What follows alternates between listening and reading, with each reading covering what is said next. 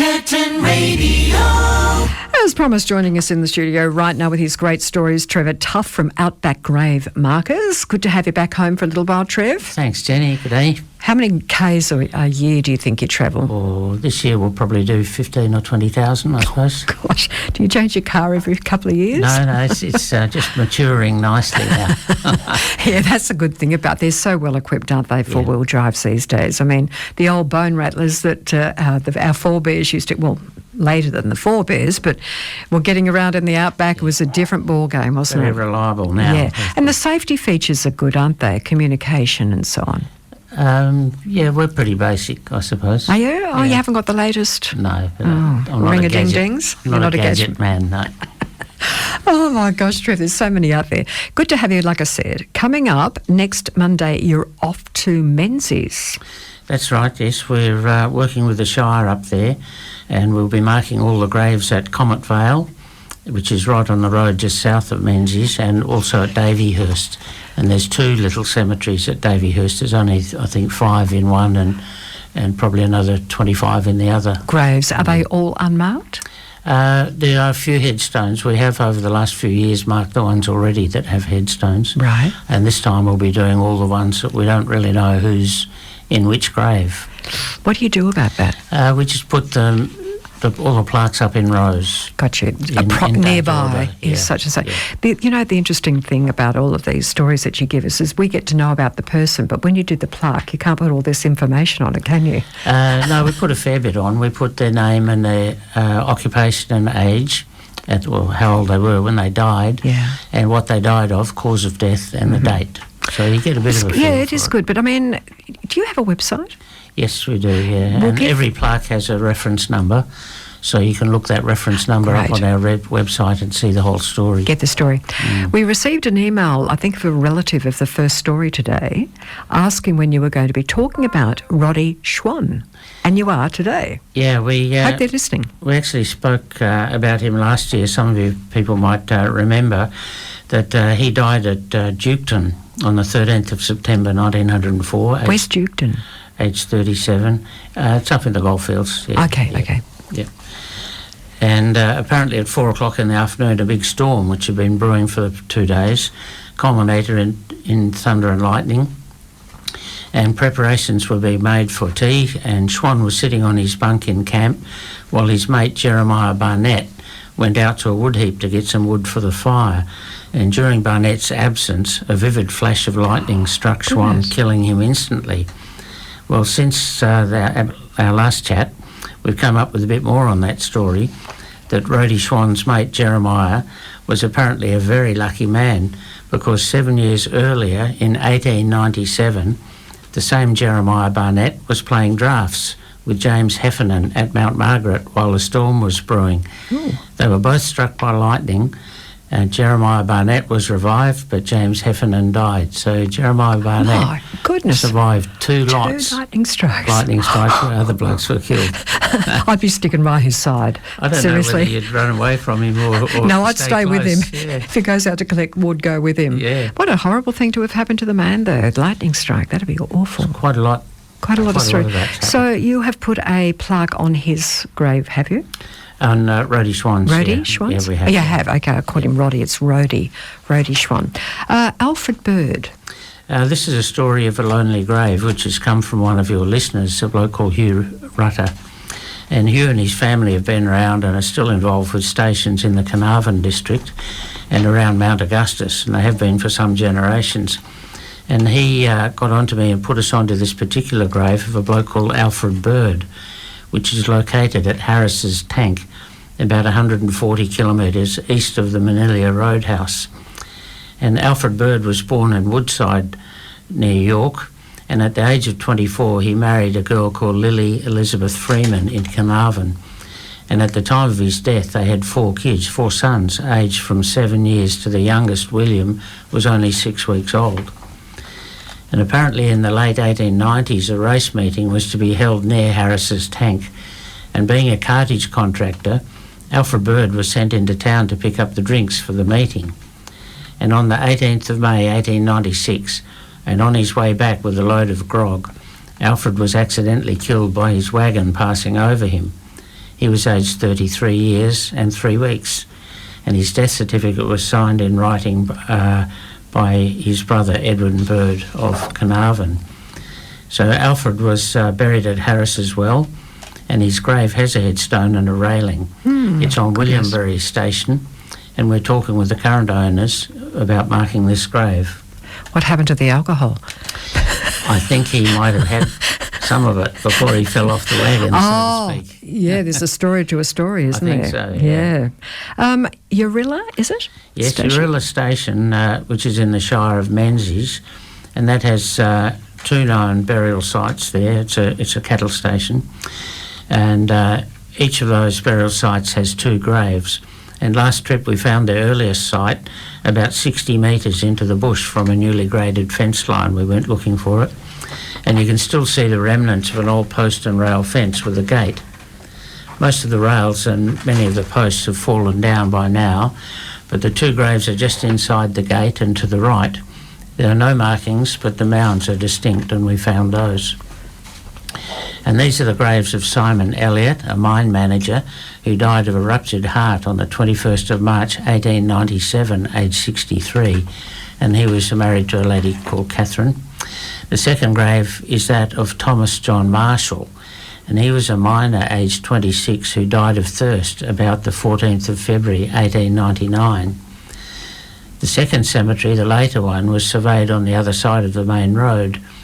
We had a GPS from old mining maps, but we walked all around the place for about 7 kilometres all over the area, and we just couldn't find any sign of the graves. It appears that there's been at least 500 millimetres of sand deposited from floods across the area, as evidenced by partially buried old fence lines.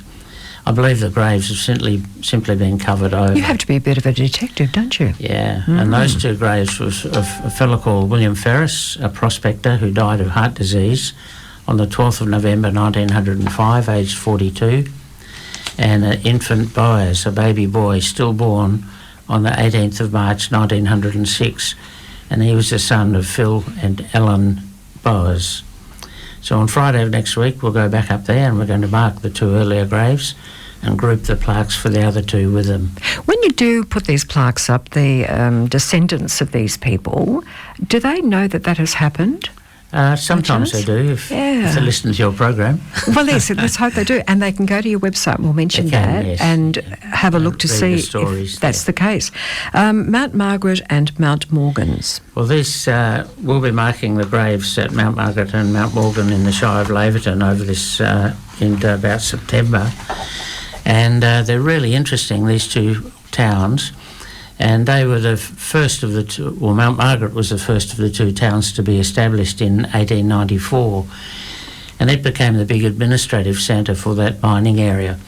But in 1896, much richer gold discoveries were made at Mount Morgan's, about 9 miles away. Goodness.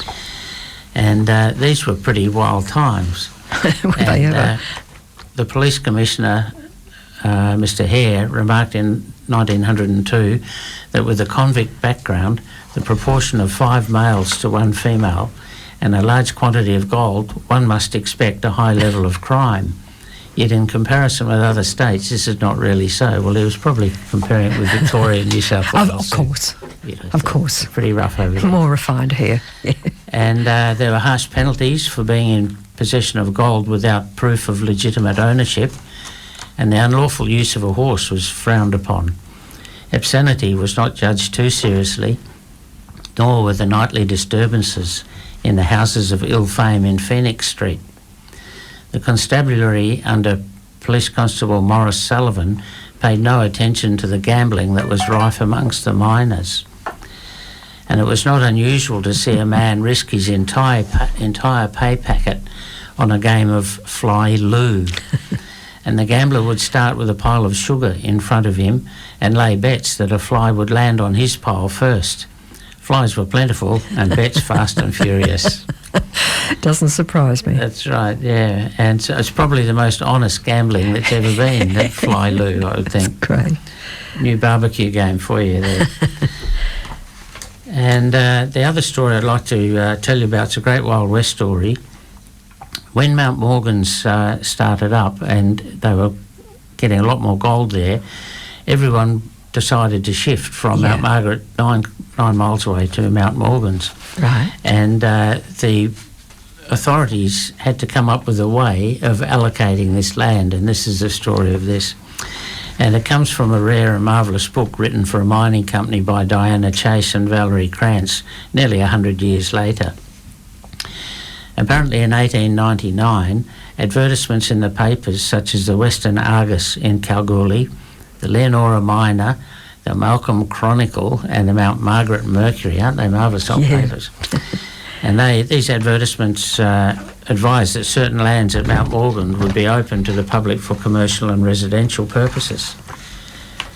The land would be allocated to those who at the appointed day and hour made the fastest time over the 9 miles between Mount Margaret and Mount Morgan's. The mode of taking possession was by digging 4 trenches, one at each corner, of an area 100 lengths wide and 250 lengths deep, which is roughly 20 metres by 50 metres, and erecting 4 pegs, 4 inches wide and 3 foot high in the trenches. So as the specified time drew near, the district warden, Mr. A.E. Burt, stood at the starting line. Behind it there assembled an anxious crowd of women, children, old men and young, miners, butchers, ladies of the night, ex-lags and adventurers, all with pegs in hand and determination in their eye. They were mounted on a strange array of beasts and bicycles, straining forward and waiting for the warden's starting signal, a loud coo-ee. Stories of that pegging race spread throughout the goldfields. One woman with baby at breast struggled forward on foot, sending her other children scampering ahead to sink the pegs. There were tales of tripping, shooting and temporary containment of contestants. One man was made so drunk he missed the whole event, and another thought he'd have the winner's choice when he purchased a racehorse for selection day. But in classic hare and tortoise fashion, the racer fell, his rider with him, and an old digger on an ancient hack reached the coveted block ahead of the field. Banjo Patterson could have made a wonderful poem of this event. How fantastic. Practically the entire Mount Margaret township joined in the exodus.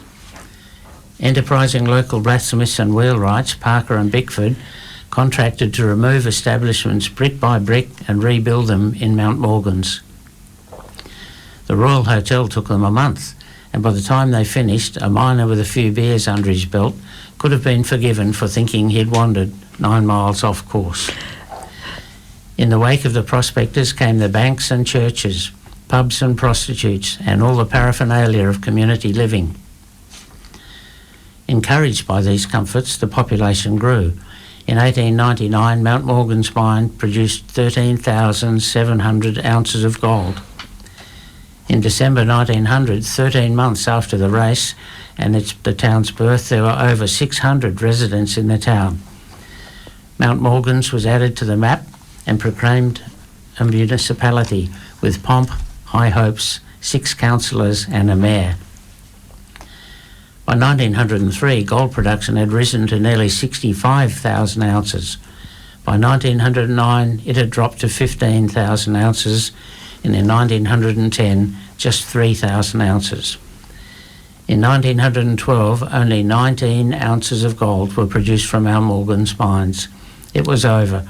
Discovery, boom and bust in 12 years. That is an incredible story. So there you have it. That's one of the stories of our pioneers that Outback Grave Markers reckons it's worth telling. Isn't it interesting, the amount of gold they were getting out down to what they eventually got out? Amazing amounts of gold. But it doesn't reproduce itself. I mean, it takes a long time for that to happen, so you can only take so much out, can't you? They were very rich, the finds. That's the descendants of those people would have. Lovely for them to know about these stories. Yeah. So, okay, that's great. Now, from here, you're going to go back up, you're saying to... Yeah, we're going up to Menzies next Monday. Yeah. And we'll be up there all next week. We should be back by the weekend. Yeah. To do those ones. Then I'm off to Darwin at the end of the month. What are you going up there for? For a week. It's the 40th anniversary of a regular or Australian Army unit called Northwest Mobile Force. Right, which covered the whole of the Northern Territory and the Kimberley. In the 80s? Started in 1981. So looking for illegal immigrants. illegal immigrants. It was just frontline defence. Yeah. We had a lot of people coming in by boat then, didn't we? We did. Yeah, that was a huge thing. Yeah, I saw a few of those. I bet you did. Yeah, sad, to have to leave your own country, I think. It's always a sadness, that. Yeah. So always good to see you, Trevor.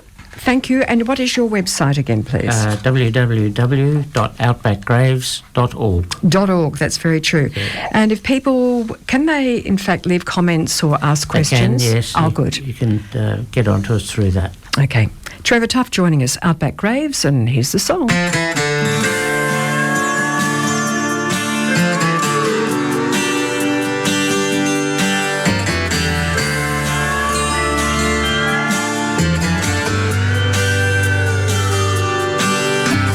Beneath red soil and spinifex, down winding western trails, lie many untold stories in unmarked outback graves.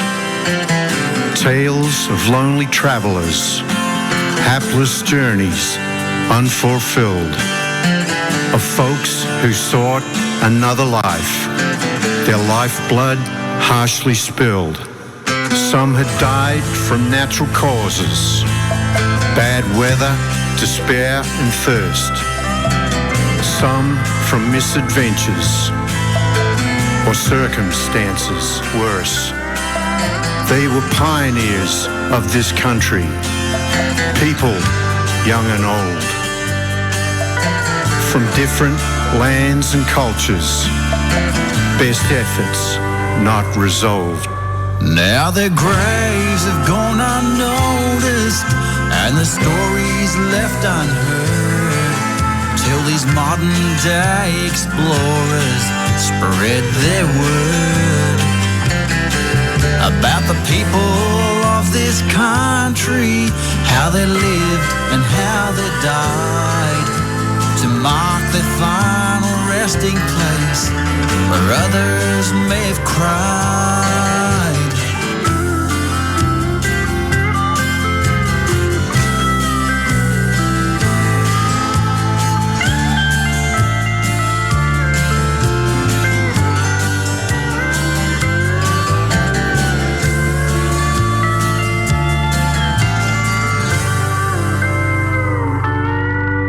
If you travel through the outback, across winding western trails, look beneath the soil and spinifex at the freshly remarked graves. It is there you'll find the stories of the pioneers of old, of their struggles and their fortunes, no longer left untold.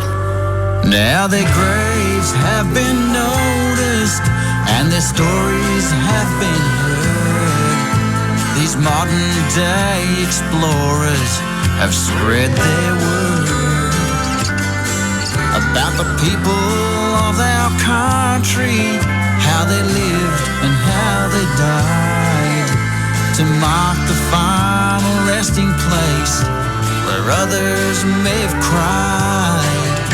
They've marked the final resting place where others may have cried. Beneath red soil and spinifex, along winding western trails, lie rich and vibrant stories, marked by friends of outback graves.